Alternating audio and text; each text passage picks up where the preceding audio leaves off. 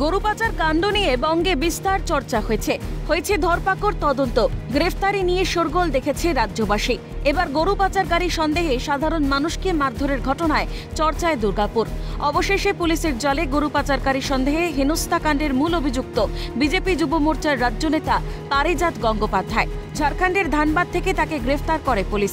নিজেদের হেফাজতে নিয়ে তদন্তের স্বার্থে দুর্গাপুর মহকুমা আদালতে তাকে পেশ করা হয়। আদালতের নির্দেশে প্রাথমিকভাবে 5 দিনের পুলিশি হেফাজতে পারিজাত গঙ্গোপাধ্যায়।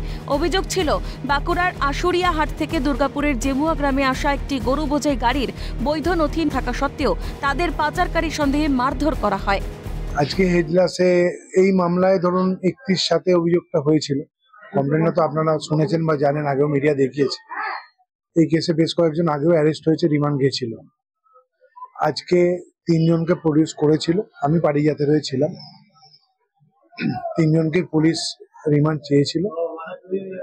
আমরা বিরোধিতা করি। ন্যাচারালি আমাদের আইনের যেগুলো আছে, যেসব পয়েন্ট আছে, সেগুলো আদালতের কাছে তুলে ধরি। আদালত মনে করেছেন যে এই মামলায় ইনভেস্টিগেশনের স্বার্থে 5 দিন রিমান্ড দেওয়া প্রয়োজন। সেই জন্য কোর্ট 5 দিন রিমান্ড অ্যালাউ করে 17 তারিখে প্রোডাকশনের জন্য ডেট দিয়েছে। বিজেপি নেতার গ্রেফতারি নিয়ে তুঙ্গে শাসক বিরোধী চর্চা। গোটা ঘটনা শাসক দলের চক্রান্ত, দাবি বিজেপি বিধায়ক লক্ষণ চন্দ্র ঘরুইয়ের। বিধায়কের অভিযোগ, পুলিশের অসক্রিয়তা শুধুমাত্র বিজেপিকে হেনস্থা করার ছক। আরে গাঙ্গুলি রেপ করেনি, খুন করেনি, মার্ডার করেনি, অন্য কাজ করেনি। একটা ঘটনা ঘটেছে, তিনিও সঙ্গে ছিলেন। আমরা বলিনি ভালো কাজ করেছে, তারপরে পুলিশ অতি সক্রিয়। তার কারণ আতঙ্কে ভুগছে পুলিশ। ও স্যারেন্ডার করেছে। আর বিচার করবো, বিচারক দেখবেন, পুলিশ দেখবে, তাদের কাজ আইনের কাজ আইন করবেন, আমাদের বলার কিছু নেই। যদিও বিরোধী শিবিরের কটাক্ষে খুব একটা আমল দিলেন না জেলা তৃণমূল সভাপতি নরেন্দ্রনাথ চক্রবর্তী, বরং গরু পাচার কাণ্ডের আবহে দুর্নীতিতে জড়াতে পারে বিজেপি বিধায়কের নামও তির্যক ইঙ্গিত জেলা তৃণমূল সভাপতি নরেন্দ্রনাথ চক্রবর্তীর। অপরাধী ধরা পড়েছে, এটাই বড় কথা। পুলিশ ধানবাদ থেকে তুলে নিয়ে এসছে, এটাই বড় কথা। সে কোর্টে সাবমিট হয়েছে, এবার বিচার হবে। বিধায়ক কি বলবো, বিধায়ক তো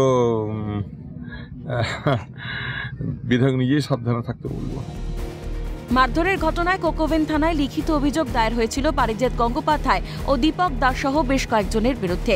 দিন কয়েক আগে মূল অভিযুক্ত দীপক দাস সহ বেশ কয়েকজনকে পুলিশ গ্রেফতারও করে, কিন্তু বেপাত্তা ছিল পারিজাত। ভিন রাজ্য থেকে অবশেষে গ্রেফতারি। এখন প্রশ্ন, সাধারণ মানুষকে আদৌ বিজেপি নেতা ও তার সাঙ্গপাঙ্গ মারধর করেছিল, নাকি সবটাই চক্রান্ত? উত্তর মেলা সময়ের অপেক্ষা। রাজেশ সেনগুপ্তের রিপোর্ট, ক্যালকাটা নিউজ।